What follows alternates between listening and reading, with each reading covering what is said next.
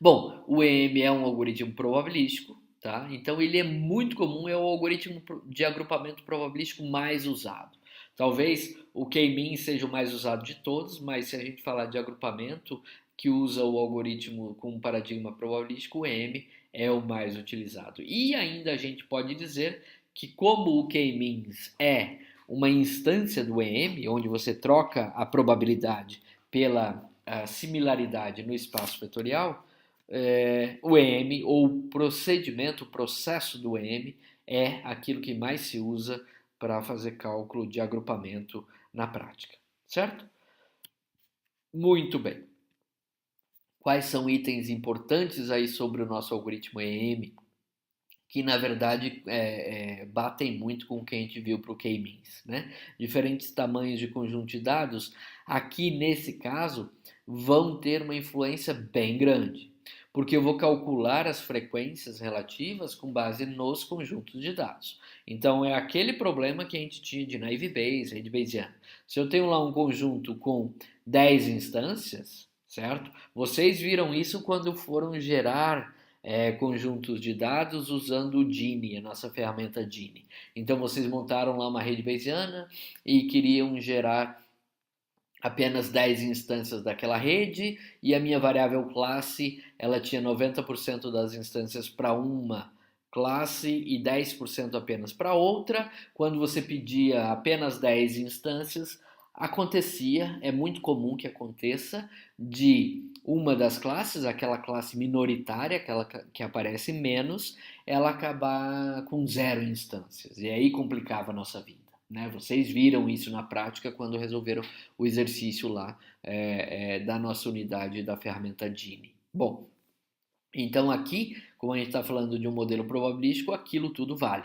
Quando você começar a trabalhar com um conjunto de dados muito pequenininho, a probabilidade de que haja coincidências aí quando você calcule a probabilidade do grupo de uma instância pertencer a um grupo ou outro, a probabilidade de ter coincidência aí aumenta e você pode então ter erros por conta disso, né? É muito comum que você acabe, se o conjunto de dados que você tem é muito pequenininho e você quer fazer o agrupamento por EM, é muito comum que, na verdade, na primeira iteração você já tenha convergência, ou seja, o algoritmo EM acaba ficando com a definição do grupo exatamente igual ao chute inicial que você deu, né? Se o conjunto de dados for muito pequenininho, tá?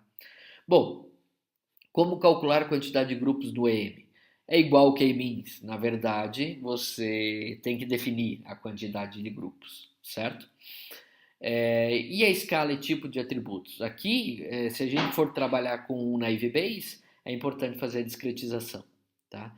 Essa discretização, se não for feita, você vai ter que trabalhar com o modelo probabilístico contínuo. Né? E isso vai trazer a necessidade de você trabalhar com a distribuição de probabilidade dessas variáveis e talvez assumir que elas sejam normais e tal. Então vale a pena talvez trabalhar com a discretização aqui. A validação cruzada também não faz tanto sentido, como a gente já falou disso lá no nosso K-means, certo? E o que a gente podia falar aqui mais é que as classes desbalanceadas elas não existem, dado que a gente está falando de grupo, mas pode acontecer de um grupo ter mais instância do que outro, sem dúvida nenhuma, certo? A matriz de confusão também não faz sentido, dado que nós não sabemos a classe, a não ser que você tenha essas informações de classe, você pode tentar usar, mas isso não é o tradicional que acontece quando você está fazendo agrupamento, certo? Eu vou dar uma olhada com vocês agora na sequência em como executar uma tarefa de agrupamento usando a ferramenta Weka e depois a gente vai dar uma olhadinha na nossa atividade que vai ser dada para vocês, tá bom? Eu quero tentar resumir aqui o que a gente viu nessa nossa unidade e o que é importante nessa nossa unidade número 7.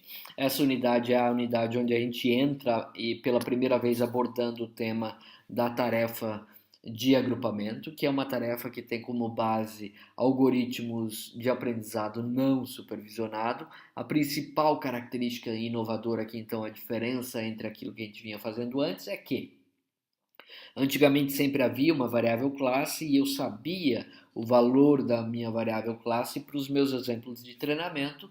Então eu usava isso para treinar o algoritmo e supervisionar, ver se ele estava acertando ou se ele estava errando.